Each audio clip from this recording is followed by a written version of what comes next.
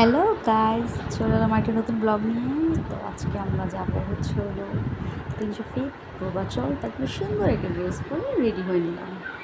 তো দেখে না আমরা কীভাবে গেলাম, আর জায়গাটা খুব সুন্দর ছিল। তো যাওয়ার জন্য আমরা সকাল সকাল রেডি হয়ে নিলাম। সেদিন সানি ডে ছিল প্রচণ্ড, বাট জায়গাটা অনেক সুন্দর ছিল।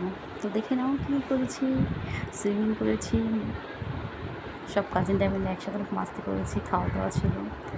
তো দেখা হবে নেক্সট ব্লগে, আর তার সাথে তোমরা দেখে নাও আমরা কী করেছি।